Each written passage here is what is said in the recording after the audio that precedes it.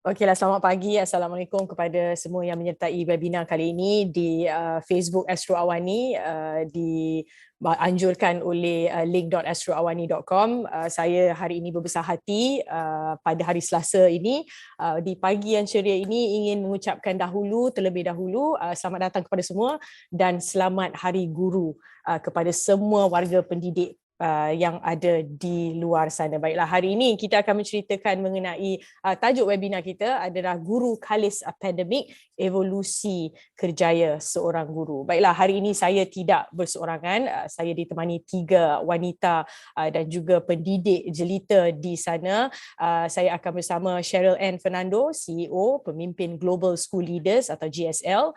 Bersama saya juga pada pagi ini adalah Yasmin Nurul Amin, Guru Cemerlang Kimia, SMK Lasal Petaling Jaya, dan juga Liza Hanim. Pertama sekali seorang ibu dan juga seorang penyanyi terkenal. Apa khabar kepada semua sekali? Saya nak dengar dan tengok muka jugalah semua sekali. Apa khabar? Hai, khabar baik. Cikgu. Hai. Selamat Hari Guru. Terima kasih. Selamat Hari Guru. Hello everybody. Saya harap semua sekali dalam keadaan sihat. Alhamdulillah, Alhamdulillah. Balik-balik daripada cuti hujung minggu yang panjang ini. I am sure semua sekali makan raya pun sudah, celebrate pun sudah, badan penat. Hari ni anak-anak semua dah start sekolah. Yes. Jadi pertama sekali Cheryl, Happy Teachers Day. Yasmin, Happy Teachers Day. Liza juga, kepada kita ibu-ibu pun Happy Teachers Day juga. Thank you. Okeylah, kita nak membicarakan sedikit tema Hari Guru 2022 pada tahun ini adalah Guru Tunjang Sekolah Sejahtera. Sekolah Sejahtera ni membawa payung yang besar, antaranya selamat, seronok, sihat, harmoni, tekun, teliti, terampil, dan juga ketika ini dimasukkan juga eksplorasi, rasional dan juga artikulasi. Tetapi ada juga perkataan-perkataan yang kita mahu ataupun inginkan sebenarnya di dalam payung sekolah sejahtera itu, tapi mungkin tertinggal. Kita akan berbincangkan mengenai itu. Antaranya dah tentunya evolusi ketika berdepan dengan pandemik dan sebagainya.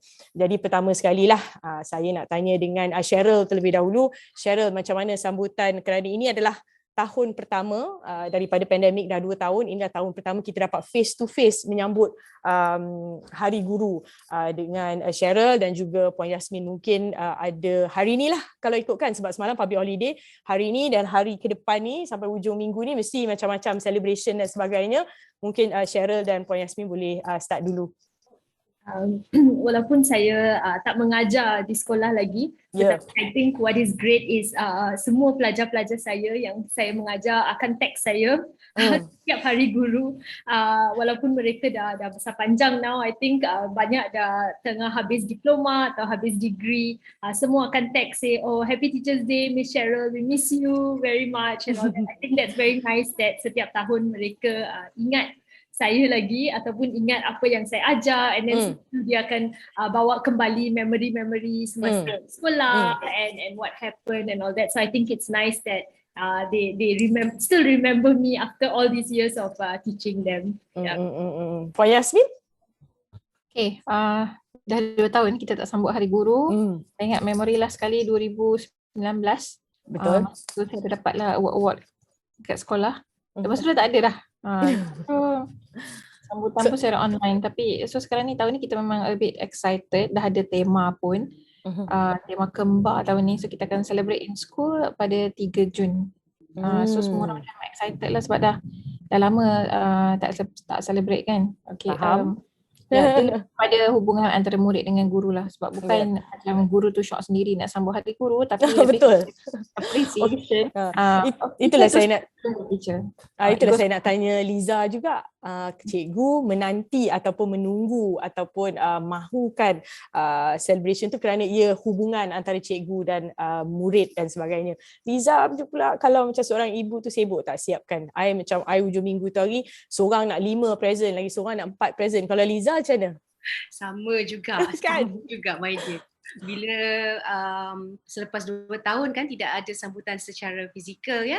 Jadi pada tahun ini jadi rasa bukan anak-anak aja yang excited. Saya sendiri sebagai seorang ibu juga turut sama excited kerana kita nak mereka sendiri merasai bagaimana you harus memberi penghargaan kepada seorang figure, beberapa figura yang memberikan sangat-sangat apa orang kata sesuatu yang sangat bermakna di dalam perkembangan you menjadi seorang yang dewasa tau. Jadi we are very excited to get gifts. Dia kata mama kami sama-sama discuss nak bagi apa.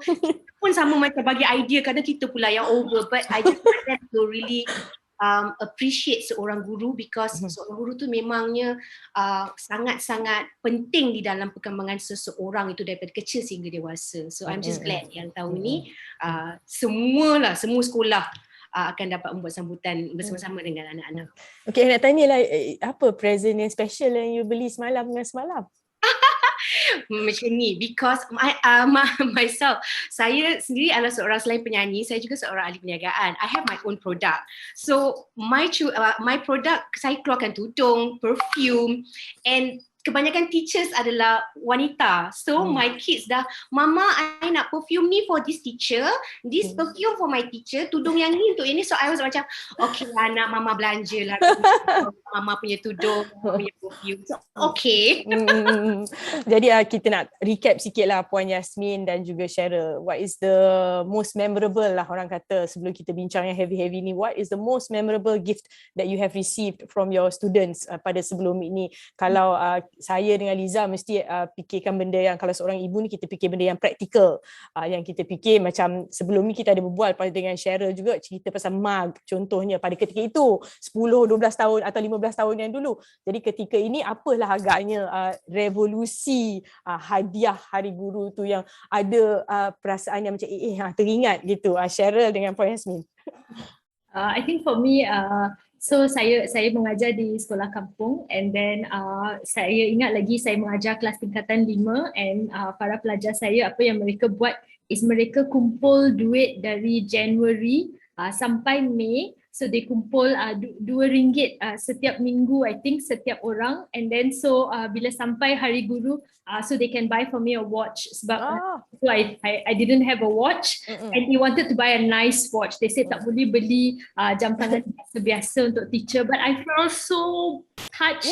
I was like, oh my god, kenapa you spend so much money for teacher number one? And then they told me the whole perancangan of how the whole class got together, and ini adalah kelas saya yang kelas belakang, and usually they said kita lah yang paling banyak sakitkan hati teacher, so we thought that we are the ones that must give you the best gift. And I was like, crying on that day. Lebih lagi dengan pengalaman Cheryl di sekolah luar bandar kan, jadi dah tentunya kita tahu betapa susahnya mereka nak mengeluarkan wang, nak pergi beli tu lagi satu hal. Jadi Yasmin juga macam mana? Saya mengajar anak-anak murid saya lelaki. Lelaki. Yes. 2 tahun pertama saya 2 tahun pertama saya mengajar, memang boleh bawa beg pergi sekolah untuk kutip hadiah. Tapi bila di sekolah lelaki ni, cabaran dia ialah anak-anak murid ni lebih simple. Tapi saya tak sangka dia orang ni macam very romantic at heart. Ada 3 occasion yang saya boleh share. Satu tu anak murid saya hadiahkan saya satu bag. It's just a bag kain, tapi dia tulis kat situ, the most cun amoy in Malaysia. Saya carry everywhere. Saya memang carry bag tu everywhere. Second one, this was in 2019. My Form 4 students, dia bagi I kad Starbucks. And saya tak minum kopi. Lepas bila saya dapat kad Starbucks, saya terus cakap, alah, I tak minum kopi. But the look on their faces, macam muka dia orang macam drop, macam alamak kita salah bagi hadiah. Buat I rasa macam bersalah betul. Lepas tu I pun cakap, okay tak apalah, pergilah juga Starbucks ni, sebab I really don't like coffee. Tapi sejak dapat Starbucks, lepas tu terjebak dengan mocha lain. So macam okay. So macam sedap juga macam tu lah. So macam tak nak hampakan dia orang, sebab dia orang punya air muka dia masa tu macam terkejut gila. Macam I was macam, oh my god, did I hurt you? Macam tu. And another occasion, yang ni I rasa every day is a teacher's day. Sebab I underwent an operation in 2020. Lepas tu my students from 3 classes datang ke rumah. Saya baru lepas operation 2 weeks masa tu, and hadiahkan saya sejambak bunga tulips. Oh. Pink tulips. And coming from boys. So touched kan, my form 5 boys macam tu, rasa macam alah romantic je, tak pernah receive tulips in my whole life, and tiba-tiba diorang bagi sejambak bunga. So macam oh my god, okay, that's one, I mean the three most memorable. Tapi yeah, every day is teacher's day sebab kadang-kadang student just datang to me and bagi air twister orange, cakap cikgu minum lah. Kita rasa macam okay. Tapi like oh my god, okay, macam tu lah. Macam cara pun rasa macam tu kan. Every day is teacher's day, right? Actually itulah kita kadang-kadang kita miss ataupun kita bukan pandang rendah, kita underestimate diorang punya ability to actually share their feelings. Kadang-kadang perkara itu mungkin nampak kecil, contohnya seperti macam tulip dan sebagainya, but can you imagine bagaimana mereka plan tu in the very beginning, nak bagi apa dia sama dia kan, daripada yang kecil-kecil, daripada anak yang sekolah rendah hinggalah yang sekolah menengah. Yang sekolah menengah mungkin power sikit lah dia orang punya arrangement tu, nak Starbucks dan sebagainya. Itu adalah sesuatu yang saya envy. Saya sebagai seorang reporter, editor dan sebagainya, kadang-kadang bercakap pasal cikgu ni, macam-macam benda kita nak kongsi, tapi kita tahu juga kita berdepan dengan pelbagai bukan masalah ataupun cabaran sebelum ini.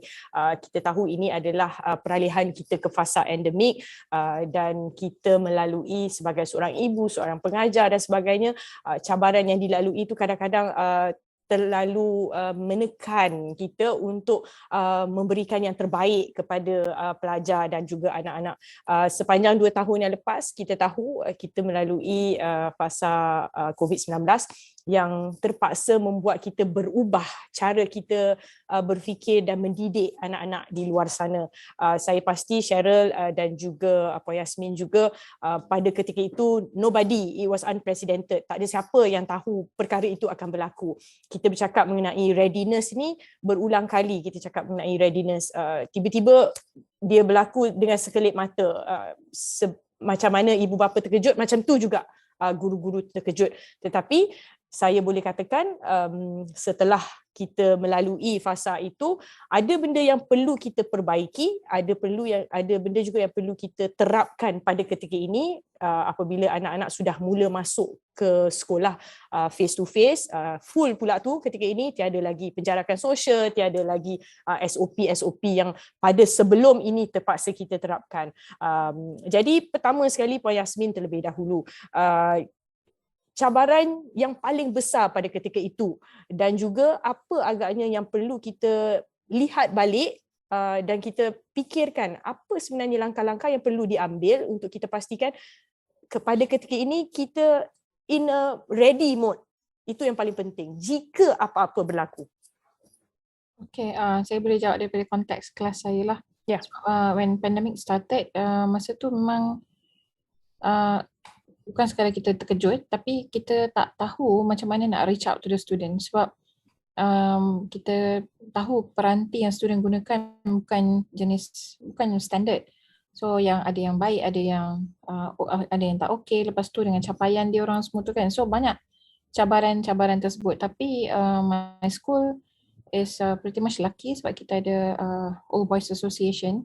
So melalui Old Boys dengan Board of Governors ni, they reach out basically through us to the students, so that kita macam buat survey peranti mana yang okey dan tak okey, dan I think masa tu adalah beberapa NGO yang menyumbang, dan setelah tu kita pastikan, kita cakap pada students yang you have this devices sekarang ni, tapi it doesn't stop here. So macam konteks kelas saya mula gunakan exit ticket. Sebab sebelum ni dalam kelas memang impossible nak guna exit ticket dalam kelas, sebab student buat aktiviti, exit ticket tu macam dia buat rumusan kan di akhir pembelajaran. So agak sukar, tapi semasa kita buat kelas online PDPR memang senang sebab kita dah sediakan macam platform dan dia hanya type je exit ticket tu. So macam hasrat hati dia tentang kelas setiap hari. Dan bila berlaku macam tu, so saya guna balik di kelas pada masa hari ni, tapi cuma bezanya murid guna selepas waktu sekolah. So kita maintain kita punya online platform. Saya guna Discord.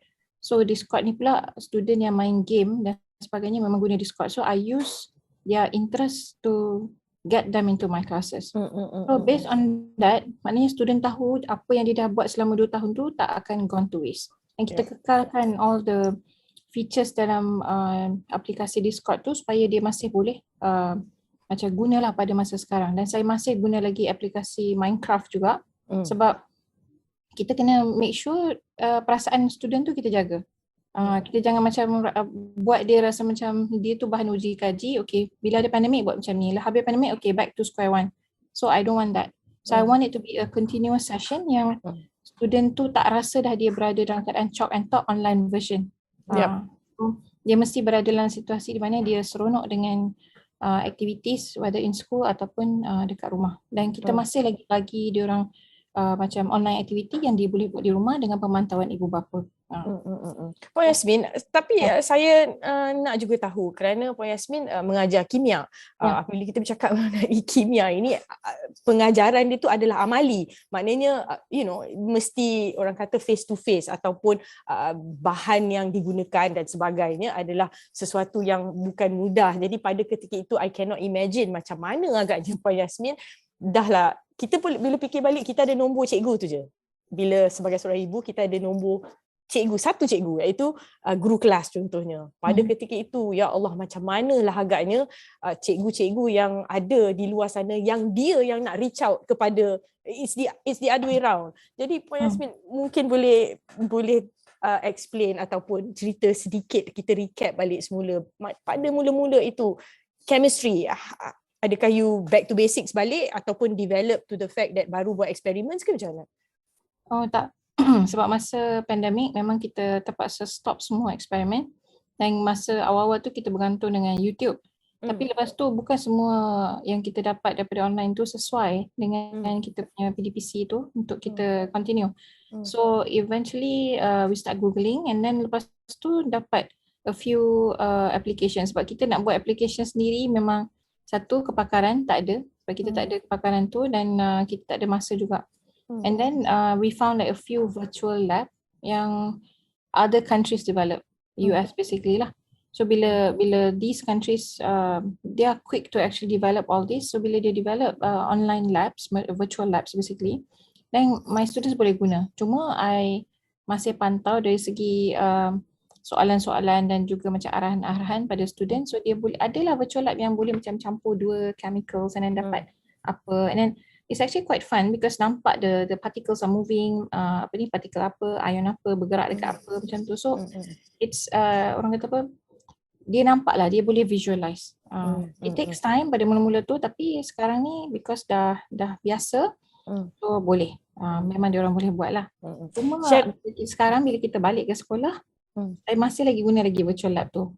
So macam flip learning. So bila kita bagi tahu dia, okay, these are the activities that you will do in school. Basically ada eksperimen yang kena buat, tapi before you do the experiment, okay, this is the activity yang you kena buat dulu di rumah. So dia try dulu. So kalau ada apa-apa nak bagi tahu nanti dia boleh bagi tahu kat sekolah bila dia jumpa. Syarul, is there anything that you want to add on looking into macam itulah, because kita bila kita cakap dengan Puan Yasmin mengajar di sekolah bandar, sekolah yang mempunyai orang kata basis ataupun background yang kukuh dengan alumni-nya dan sebagainya. Mungkin Cheryl dengan background dahulu mungkin boleh juga membayangkan bagaimana agaknya pelajar-pelajar lain contohnya di luar bandar dan sebagainya berdepan dengan masalah ini, tetapi apa peranan guru pada ketika itu dan juga sekarang? I think dalam kerja saya sekarang in pemimpin, kami menyokong guru-guru dan juga pemimpin sekolah, and especially pandemic, apabila kami menyokong sekolah-sekolah di Sabah, di Sarawak, sekolah yang berada di kawasan pedalaman where kurang internet access. I think what really inspired me is I see how creative teachers are to come up with solutions yang berbeza untuk mereka. So one of the schools that we worked with, apa yang mereka buat pertama sekali adalah needs analysis, right? So mereka survey dulu, tanya pelajar-pelajar, ada access ke tak ada low tech ataupun no tech ataupun high tech. So apabila cikgu-cikgu dah tahu, okay, so this group level of students mungkin low tech, so boleh guna WhatsApp, boleh guna Telegram. This one no tech langsung, dan ini boleh guna Google Meet. So apa yang cikgu-cikgu lakukan adalah tailor made their lesson mengikut keupayaan para pelajar. And kalau low tech, some teachers mengajar the whole lesson in Telegram. Telegram is I think is a bit better than WhatsApp dari segi penggunaan data. So cikgu-cikgu mengajar the whole lesson on Telegram ataupun mengajar the whole lesson on WhatsApp. So and kalau mereka tahu pelajar-pelajar berkongsi device, so satu keluarga ada satu device sahaja, apa yang mereka lakukan adalah tetapkan jadual waktu supaya parents tahu pada waktu ini boleh beri device kepada anak-anak. And in one school in Perlis yang kami sokong, what I love is that the school leader dia buat kelas untuk parents belajar macam mana nak guna Google Meet supaya mereka tahu yang so when Google Meet, especially sekolah rendah, right? Sekolah rendah students maybe struggle a bit, so mereka mengajar parents also on how to use technology. And I think throughout these 2 years, of course, banyak cabaran, but we also saw, and what Cikgu Yasmin said just now, using Discord, using Minecraft, I think pre-pandemic banyak kita bincang pasal perkara ni, right, Cikgu Yasmin?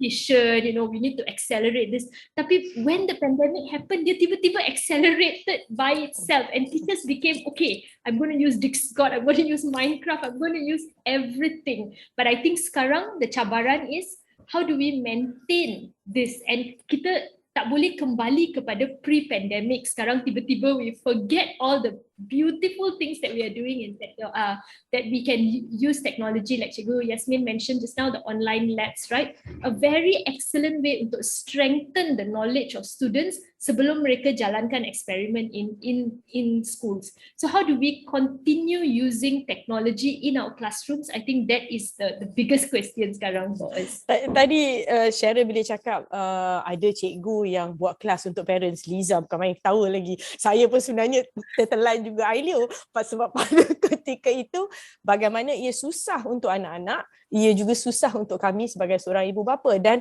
adalah penting kita mendapat ataupun berdepan dengan guru-guru yang ya Allah, dia punya tahap kesabaran tu Tuhan sahaja yang tahu, tetapi itulah sesuatu yang kita orang kata appreciate daripada guru-guru di luar sana, kerana melayan anak-anak satu perkara, melayan ibu bapa adalah perkara yang kedua. Dan ini adalah, you imagine 30 students to 30 times 2 mak lain, ayah lain. Jadi Liza, sesenyum lebar tu kenapa agaknya Liza? Apabila mendengar Cikgu Cheryl, Cikgu Yasmin bercerita tentang pengalaman mereka kan, and saya terus teringat juga, especially bila sebut pasal Google Meet, because saya mengingatkan balik kepada huru-haranya hidup ketika kelas PDPR, because kerana apa? Kerana kita tidak biasa. Kita tak pernah menggunakan Google Meet, ya. Pre-pandemic, Zoom ke Skype pun kadang-kadang jarang-jarang guna. Even Skype tu pun jarang-jarang guna. And suddenly when the pandemic hits, kita suddenly dipaksa dan we are forced to really kena bukan saja dipaksa guna, tetapi kena cepat tahu dan cepat mahir. Because anak-anak memang sangat-sangat mengharapkan ibu bapa untuk membantu. Especially anak-anak macam saya ada seorang anak yang SPM ketika itu, dan 2 anak sekolah rendah dan seorang anak tadika, kindergarten. Oh, meriah kan? Rumah saya boleh nampak, boleh bayangkan macam mana meriahnya. Sangat-sangat meriah. And semuanya buat PDPR serentak. Dan bila serentak, Mama ni macam mana? Mama macam mana nak log in? Mama ni apa dia punya password? Mama ni macam mana? Kenapa ni tak ada? You can imagine that. And I have to really like macam, no, I kena tahu cepat, I kena belajar cepat. So basically, that's why I always tell my children, pada waktu pandemik adalah waktu yang sangat-sangat survival for everybody. So kita kena cepat dan kita kena sedikit sabar juga, because we are learning. Dan like you said lah, my dear, cikgu ni nak kena layan 30 anak murid dan dan 64 orang dewasa. Itu baru satu kelas ya. Dia kalau ada guru yang ada 4 kelas jaga pasal different subject. Jadi mereka sangat-sangat bersabar dan kita juga at times kadang-kadang parents like myself pun kadang-kadang macam Allah susahnya. It's very difficult. Kita jadi macam frustrated, but I terus imagine, bayangkan macam mana cikgu-cikgu ni yang juga yang sometimes tak berapa not computer illiterate tau. Dia orang tak ada Tech savvy. tak tech savvy, tapi terpaksa, so we have to sama-sama give and take dan kena sabar. Ada parents yang bersabar, which I understand pasal like myself, I also work from home. Tetapi it has to be done in order for it to be lancar in like 3 to 4 months yang ke depan. Ya. Jadi orang kata it's actually a different level of acceptance dan juga deliverable lah. Contohnya Puan Yasmin ada peranannya sebagai sharer, sebagai a support organisation to the teachers for example and to the students also. Ini adalah peranan semua sekali, ibu bapa dan sebagainya. Saya bila Liza cerita tu saya kadang-kadang meremang bulu roma teringatkan dan sebagainya. Tetapi pada ketika ini apabila the children has already gone into school balik semula, sudah balik ke sekolah, kadang-kadang kita terfikir balik, adakah sistem pendidikan negara kita pada ketika ini support ataupun menyokong inisiatif-inisiatif yang telah dilakukan pada ketika ini, kerana kita tak nak benda tu back to square one semula. The reason why I say that is because apa yang kita belajar, apa yang contohnya Puan Yasmin dah bagi contoh dan sebagainya adalah sesuatu yang kita rasa sayang kalau kita tinggalkan, kerana ia sebenarnya akan mengembangkan lagi minda anak-anak kerana kita menerapkan apa yang mereka minat. Okey, di Facebook kita ada seseorang bertanyakan, Izul Norman bertanyakan, apakah penambahbaikan sistem PDPR dari kacamata guru dan ibu bapa sekiranya perlu diperkasa lagi pada masa akan datang. Kalau kita recap balik apa yang dikatakan oleh Puan Yasmin, adaptasi pertama sekali. Apa yang telah kita belajar kepada ketika ini. Jadi Puan Yasmin, mungkin ada selain daripada itu, apa agaknya peranan kalau guru-guru tu sudah melakukan apa yang mereka sepatutnya, apakah sokongan yang diperlukan daripada segi penambahbaikan sistem PDPR, kerana kita dah tak buat PDPR lagi pada ketika ini, tapi mungkin apa-apa yang kita boleh terapkan pada ketika ini dan juga apa lagi yang boleh dilakukan daripada sistem sokongan itu, Puan Yasmin. Okay, bagi saya teknologi ni memang sangat membantu. Even before pre-pandemic pun memang kita dah biasa, macam saya sendiri, saya dah ada WhatsApp group dengan student. Sebab tu saya tak orang kata apa, terkejut tapi tak terkejut sangat sebab student di tangan kita.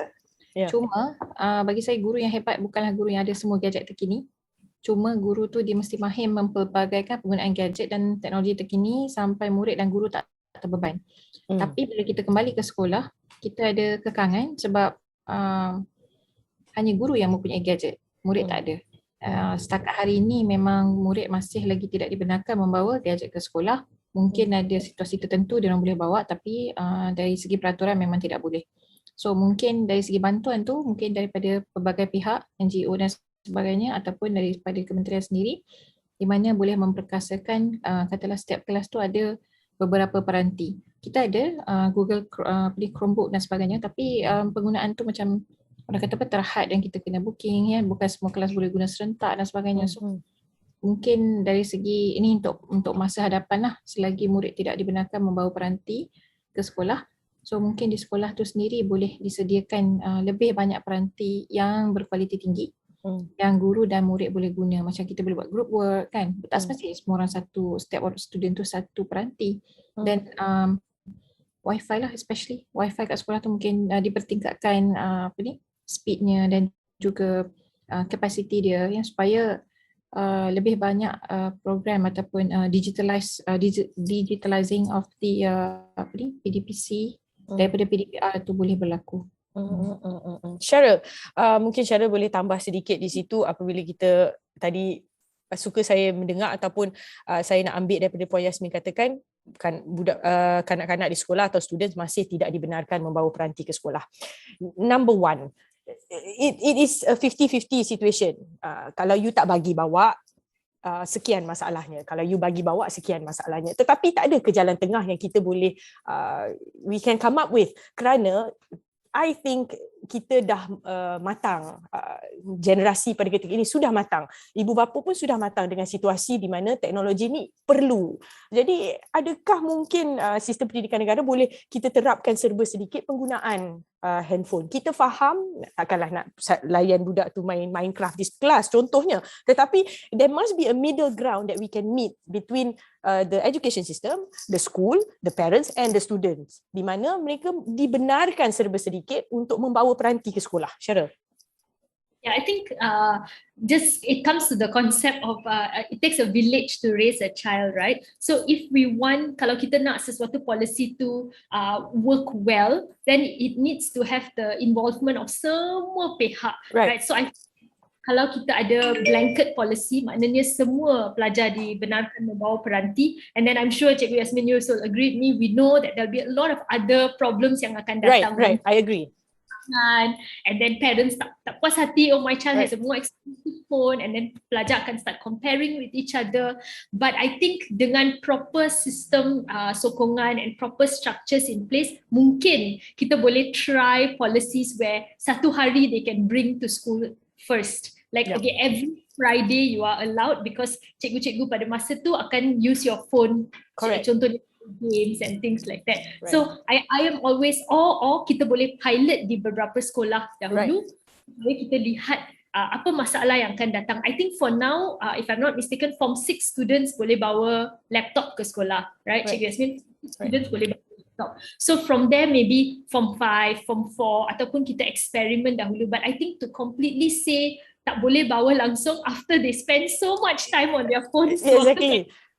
It's a bit, it doesn't. Kadang-kadang bila kita fikir balik, it doesn't make a lot of sense lah. Sebab kita mahu, topik kita pun sendiri evolusi dan sebagainya. Kat least pandemik. Tetapi pandemik tu kita menggunakan, I would say 80% of the time the students are, or 90% of the time bila mereka mahu belajar sesuatu, mereka berdepan dengan peranti. Jadi if for us to take it off, in total, kalau kita ada 1,000 ataupun 2,000 cikgu seperti Puan Yasmin dan Syarah dan sebagainya, ia akan lebih memudahkan. Tetapi kita tahu ada macam-macam kekangan.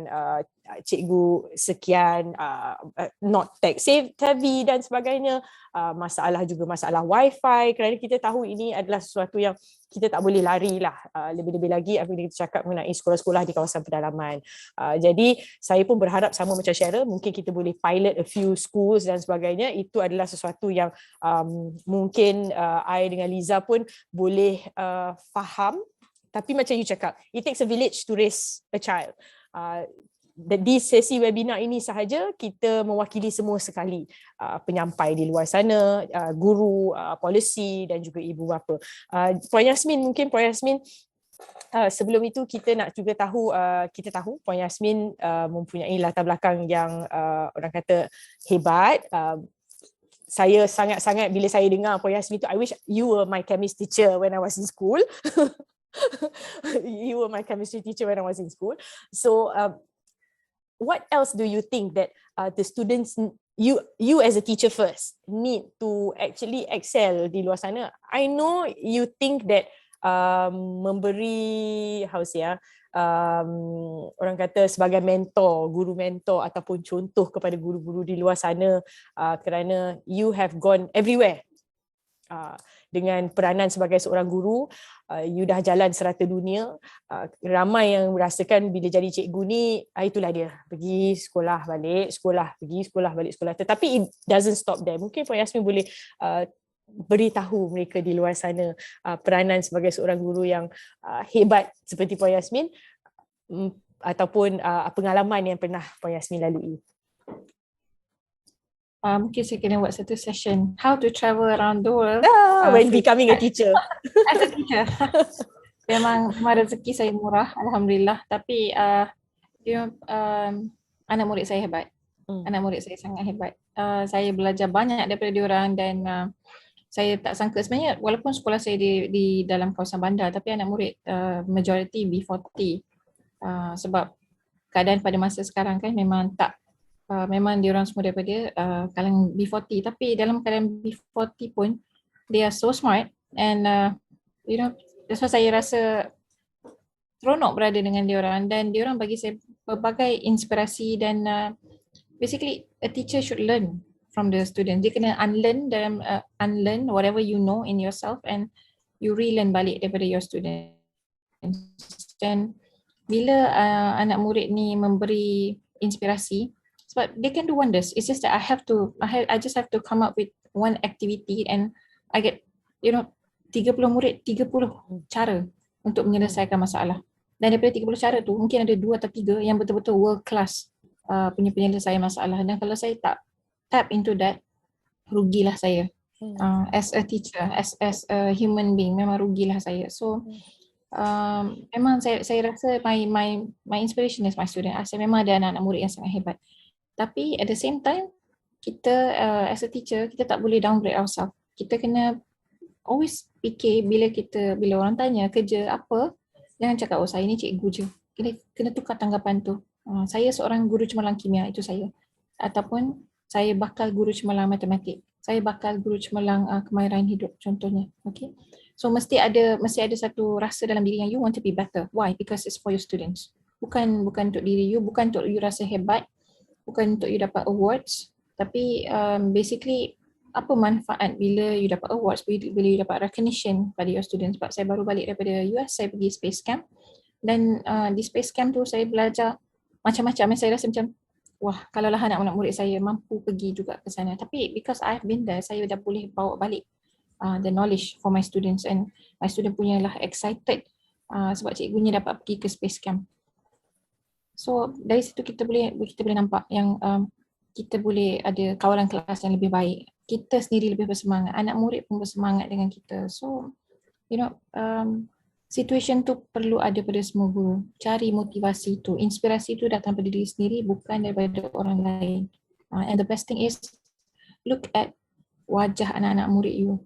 So 30 orang dalam satu kelas. Kalau macam saya mengajar 6 kelas, so ada 6 kali 30 wajah yang selalu ceria nak jumpa saya, yang selalu macam happy bila saya hadir ke sekolah, excited saja, macam tu. So kita kena cipta rasa tu. Kita kena be in the situation with them. Saya pun macam sama dengan saya, Liza. Saya pun macam okay, tak apa, saya berdoa ataupun I wish that all teachers have, kalau tak 100% semangat yang ada daripada Puan Yasmin, mungkin serba sedikit, kerana anak-anak itu adalah wajah-wajah tu. Saya faham sangat bila cakap alahai muka kecil ramai lepas tu kan. I understand kerenah dan sebagainya. Tadi saya nak tanya dengan Cheryl juga pengiktirafan sebagai seorang guru-guru hebat ini, kerana kita tahu di luar sana selain daripada Puan Yasmin, ramai lagi guru-guru unsung heroes di luar sana yang kita mungkin tidak berkesempatan untuk bersama pada ketika ini, tapi mungkin insyaAllah pada ketika hari-hari lain kita cakap mengenai Global Teachers Prize. Ia adalah pengiktirafan antarabangsa kepada guru-guru. It's the first in Malaysia. Mungkin Cheryl boleh explain a little bit, dan juga apabila bercakap mengenai the Global Teachers Prize ni, kita nak tahu bagaimana ia memberi, saya sebenarnya selalu taken back bila cakap memberi inspirasi kepada guru-guru lain, kerana saya mengambil balik Puan Yasmin katakan, inspirasi itu sepatutnya datang daripada students, bukan daripada cikgu-cikgu yang lain. Jadi saya every time saya nak cakap, saya teringat Puan Yasmin cakap begitu.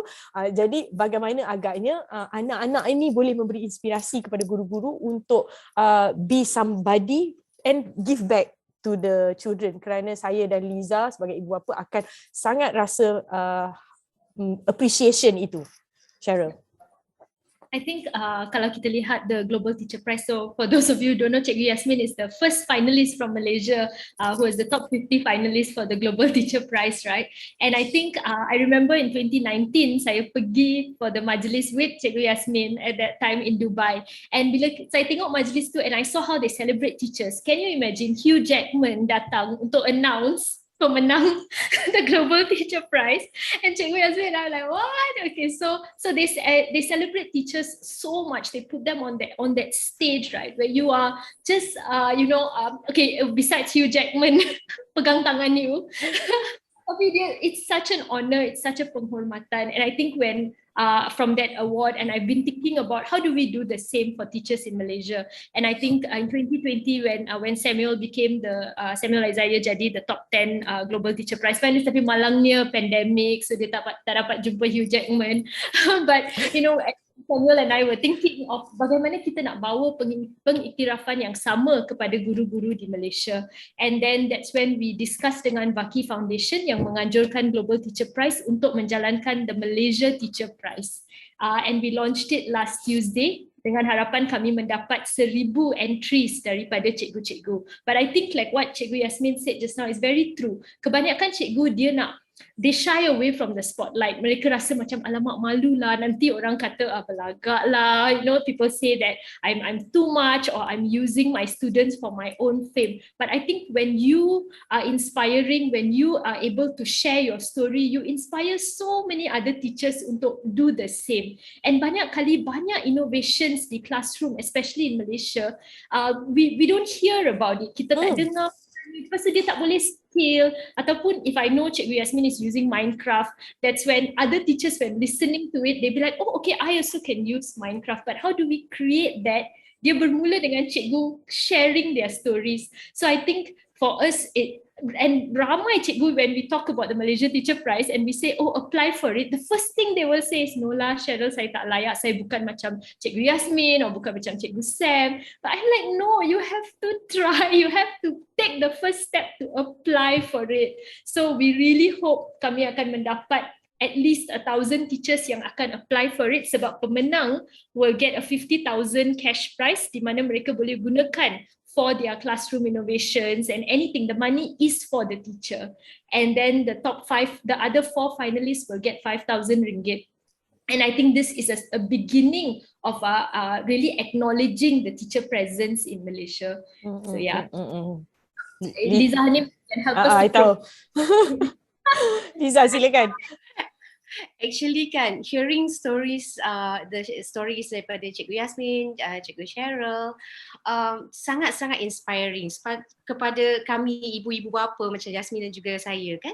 You just imagine, because it's not only inspiring the current teachers yang ada sekarang ni, but also the future teachers yang sekarang ini sedang berada di sekolah rendah, baru masuk darjah 1, tengah nak develop cita-cita saya bila besar nak jadi apa,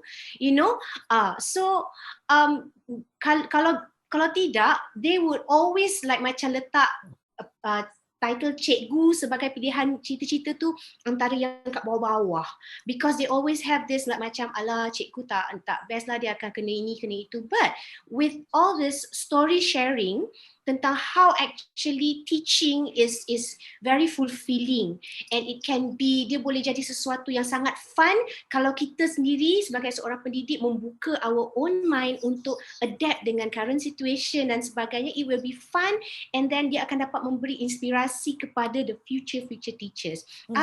Sebenarnya saya punya soalan ialah, boleh tak kalau anak-anak di sekolah ni sendiri yang mencalonkan guru-guru, which I think it's much more, dia akan jadi lebih bermakna. And believe me, in 20 or 15 years time, kepada anak-anak yang baru darjah 1, darjah 2 di sekolah rendah, kemungkinan besar nanti diorang dah letak dalam kepala, which I think mind setting is so important, especially when children are at that young age. I want to be apa nama title hadiah tadi tu, guru? Sorry? Malaysian Teachers Prize. Malaysian Teachers Prize. Kalau yes. It's so fun and it's wonderful. Saya nak jadi Malaysian Teachers, saya nak dapat Malaysian Teachers Prize. If they can have that as dia punya part of dia punya cita-cita, you just imagine how the sistem pendidikan kita dan bagaimana our children approach education selepas ini. Seram, I cannot. Saya faham. Itulah pada ketika pandemik dan sekarang ini, dulu orang-orang content creator seperti saya dan Liza, mungkin background kami berbeza, saya lebih serius dan entertainment dan sebagainya, tapi ketika pandemik tu bukanlah kata kita dah kurang penerimaan, cikgu-cikgu ni jadi content creator. Yes. Konten tu lebih banyak di luar sana. Jadi adakah kita sebagai pilihan pada ketika ini seorang penyanyi, seorang editor, seorang pendapat berita? Tidak. Kerana cikgu-cikgu dan sebagainya menjadi content creator pada ketika itu dan pada ketika ini. Baiklah, kita ada sebenarnya lebih banyak ya. Sebenarnya banyak. Kadang-kadang lebih banyak. Share itu adalah share lebih tinggi adalah share cikgu-cikgu pada ketika itu dan sekarang ini, kerana kita juga after what happened, we also realise a lot of teachers out there are so creative. Saya sendiri tidak mempunyai TikTok sampai ketika ini. Anak saya kata, mami social suicide, jangan ada TikTok dahulu, dia malu nanti. Okey, baiklah saya kata. Tapi bila kita saya tengok balik konten-konten TikTok cikgu-cikgu banyak, dan ia adalah satu, orang kata, way of teaching the children. Jadi cikgu-cikgu seperti itulah unsung heroes. Cheryl, saya akan bantu anda, saya pasti Liza juga akan bantu anda untuk memastikan 1000 penyertaan itu tercapai, kerana kita mahukan yang terbaik di luar sana. Baiklah, kita sebenarnya ada satu pendapat daripada Adi Badio Zaman Ruhani. Dia berkatakan, pada pandangan saya PDPR perlu diteruskan tapi perlu ditambah baik dari aspek fasiliti dan kemahiran. Apa yang kita bincangkan tadi, dan banyak manfaat yang diperolehi sama ada secara langsung atau tidak langsung, dan mungkin pihak sekolah boleh mengolah jadual supaya PDPR dilaksanakan 1 hingga 2 hari dalam seminggu untuk menyelesaikan tugasan, pembelajaran kendiri dan sebagainya. Saya pasti panel saya pada hari ini agree dengan Adi. Apa yang kita bincangkan tadi adalah seperti yang Adi katakan, tetapi banyak yang perlu kita pelajari dan cuba ubah daripada segi mindset, kerana setiap sekolah mempunyai polisi yang berbeza-beza walaupun di dalam payung yang sama. Kita juga ada masa, tak silap saya, lebih kurang 12 minit sahaja lagi. Dah sembang tak sedar. Dah nak dekat 1 jam kita bersembang. Puan Yasmin, apa agaknya perancangan Puan Yasmin selain daripada apa yang telah dilakukan sebelum ini dan ketika ini, apa lagi yang Puan Yasmin hendak lakukan untuk Puan Yasmin dan pelajar-pelajar di luar sana? Wishlist saya. Wishlist saya ialah keterbukaan, macam Cheryl cakap tadi lah, sebab kita spend a lot, my students spend a lot on gadgets tu, dan saya sendiri rasa macam sekarang, dulu kalau student tanya soalan, kita akan macam cakap student, okay, tunggu dulu, mungkin ada yang kita tak tahu dan kita akan cakap student tunggu dulu, cikgu akan cari jawapan, and we have to outsource daripada buku dan sebagainya. Tapi the moment kita boleh klik www. something, semua di hujung jari, on the spot kita boleh cari, dan kita tak perlu rasa takut nak tunjuk kepada student yang kita memang tak tahu, tapi kita lebih kepada kita sama-sama cari ilmu. So itu yang saya nak actually lah, dari segi keterbukaan tu. Dan the next one is kena ada macam satu backup plan, sebab devices ni dia ada jangka hayat. So bila ada jangka hayat, parents mungkin mampu beli one time only. Yes.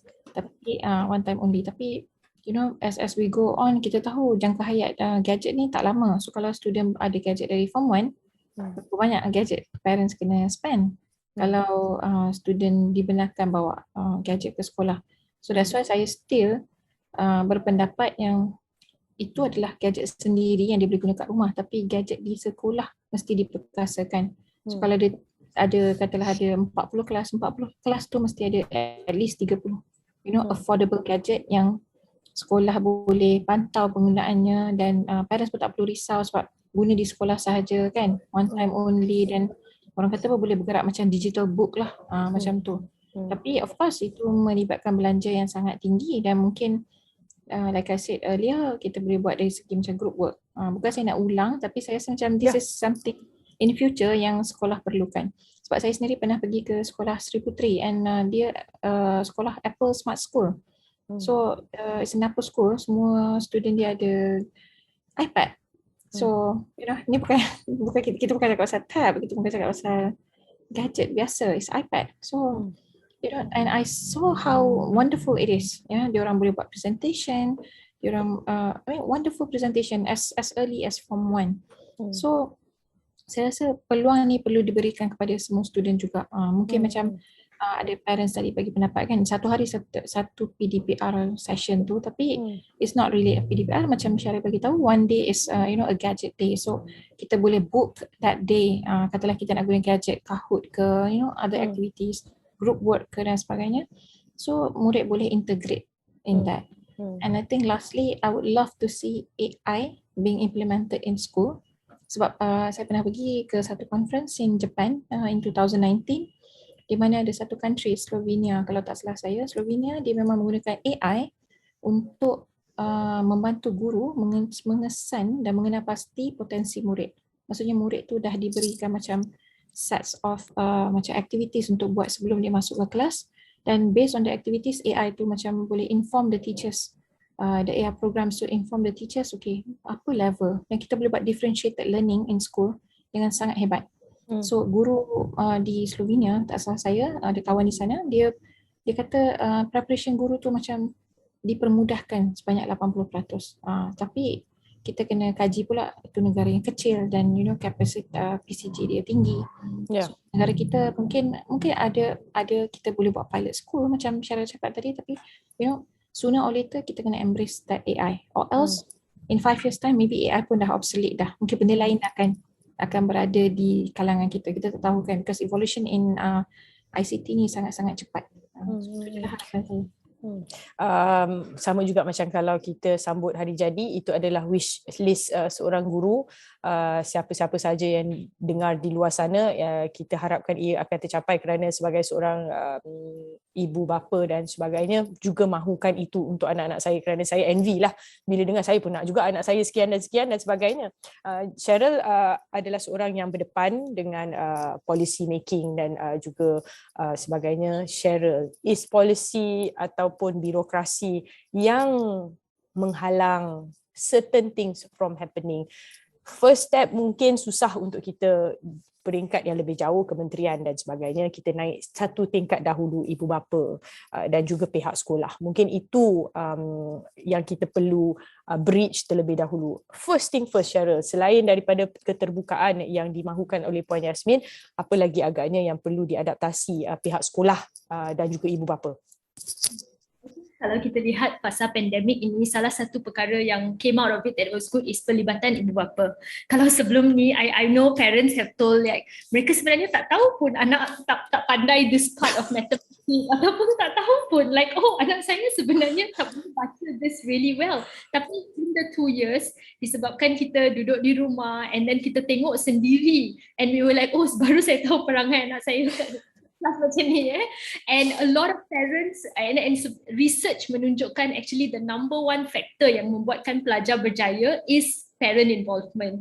Jadi before this, I think a lot of parents think that okay, pelajar pergi ke sekolah and then you come back and it's my responsibility is at home untuk jaga you or bagi makan, right? But maybe ada sedikit separation antara apa yang mereka belajar di sekolah and the pelibatan ibu bapa. But I think from the pandemic, because parents were involved, so we need to continue that. Parents kena mainkan an active role in the education of their child, and only then will be successful. And I think like Liza said just now, mesti kena ada sedikit empathy kepada cikgu-cikgu. Tak boleh harapkan cikgu to do everything and all the miracles untuk your anak-anak, but how can you also play a role to help the development of a child? Like I said just now, it's a village, right? So it's not just parents, it's the community, it's everybody coming together because we care for our children. Our children are our future generation and kita nak yang terbaik untuk mereka.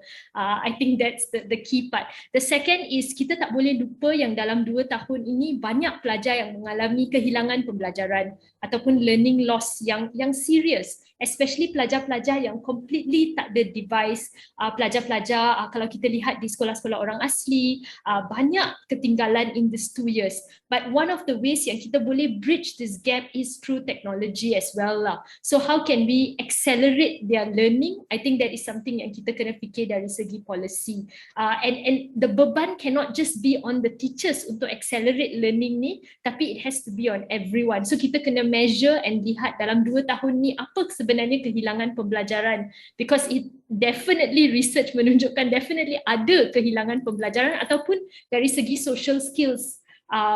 their mental well-being. Banyak sebenarnya yang ada efek kepada kanak-kanak kita yang mungkin kita belum lihat lagi. But before it's too late, kita kena melihat apa polisi yang sesuai supaya semua pihak boleh terlibat and we can protect and save our children before it's too late. Liza? Yes, dear. Tentunya banyak yang perlu kita renung-renungkan. Betul, but tapi sesuatu yang I think key point dekat sini adalah di dalam konteks pembelajaran anak-anak, kita tidak boleh menyerahkan 100% kepada guru semata-mata. Ya, kerana proses pembelajaran tu is like a 24 hours a day punya thing. So apa saja yang macam apa yang saya pegang kemenjadian seseorang pelajar itu terletak juga di tangan ibu bapanya yang involved dengan setiap apa yang berlaku dalam pembelajarannya. So it is very important sebagai seorang ibu bapa untuk sama-sama ambil tahu. Like tadi Cikgu Cheryl ada cakap, ada parents yang rupanya dia ni tak tahu ini, tak tahu itu. So it is very scary bila seorang ibu atau parents rupa-rupanya tak tahu level pembelajaran seorang anak itu sendiri. So kita perlu ambil tahu. Kalau ada certain things lah yang macam like myself, I wish benda tu berlaku di sekolah, but sometimes kita kena understand ada sekolah-sekolah di bandar sekian ya keperluan dan juga kemampuan sekolah tersebut. Sekolah-sekolah di luar bandar dia sekian. So kadang-kadang ada sekolah di luar bandar yang memang sangat-sangat ketinggalan. So how I wish sekurang-kurangnya setiap sekolah, semua sekolah ada satu standard yang membolehkan semua pelajar-pelajarnya dapat mengalami dan juga mempelajari sesuatu teknologi sebenarnya selepas kita melalui PDPR selama 2 tahun ini. Biar ada sesuatu yang standard, because bukan semua orang ada gadget, bukan semua orang mampu untuk ada the simplest form of smartphone pun. Jadi kalau kita ada satu standard, sekurang-kurangnya di setiap sekolah ada satu lab yang kita boleh activatekan ya, dan setiap classes boleh kita bukan boleh berkongsi mengikut jadual dan mengikut subjek-subjek ya. Bukanlah sekadar hanya kelab komputer ataupun dan sebagainya kan, because ada impact macam ada MRSM yang khusus juga untuk pembelajaran untuk engineering dah start daripada sekolah menengah, dan diorang memang kewajib ada iPad dan sebagainya, tetapi ada sekolah yang langsung tak pernah nampak komputer pun di sekolah. Jadi how I wish kita boleh adakan di setiap sekolah a standardized lab yang boleh digunakan, dan semua sekolah ada standard apa orang kata silibus tentang itu. Pasal bukan semua ya, walaupun silibus sama, semua silibus sama di sekolah Malaysia, tetapi tidak semuanya yang digunakan sama. So how I wish, ini adalah saya punya wish list lah kan. Saya pasti itu adalah wish list setiap ibu bapa di luar sana dan juga guru-guru dan juga mereka seperti Cheryl, kerana mahu orang kata menaikkan lagi sistem pendidikan negara. Banyak yang perlu kita pelajari. Kita tahu ada kelumpungan di sana dan di sini. Kita tidak mahu orang kata kritik, tetapi kita mahu perubahan itu berlaku dengan secepat yang mungkin. Kerana apa yang telah kita belajar sebelum ini sangatlah sayang kalau kita tinggalkan sebegitu sahaja. Kita perlukan ramai lagi guru-guru yang mempunyai mindset yang sama seperti Puan Yasmin, kerana kita tahu itu adalah untuk kebaikan anak-anak yang berada di luar sana. Saya ingin mengucapkan terima kasih banyak-banyak kepada anda bertiga kerana sudi bersama saya pada pagi ini. Kita dapat juga berjenaka serba sedikit mengenai apa sebenarnya peranan setiap orang yang berada di luar sana untuk sistem pendidikan negara, tetapi salut saya bagikan kepada guru-guru di luar sana. Terima kasih banyak-banyak atas semua penghargaan yang telah anda berikan kepada anak-anak kami. Hujungnya mereka adalah masa depan negara. Terima kasih banyak-banyak Puan Yasmin, Cheryl dan juga Liza. Good luck. Saya sampaikan yang terbaik untuk semua sekali. Kepada anda yang menyertai Facebook ini, kami akan upload semula ataupun version yang sudah direkod. Kongsi-kongsikanlah, insya-Allah kita boleh tolong Cheryl keluarkan di luar sana, guru-guru yang hebat di luar sana, jangan takut, jangan malu. Ini adalah peluang anda untuk menyinar dan juga memberi inspirasi kepada anak-anak yang ada di luar sana. Terima kasih banyak-banyak kepada Liza, Cheryl dan Yasmin sekali lagi. Kita jumpa lagi. Assalamualaikum. Terima kasih.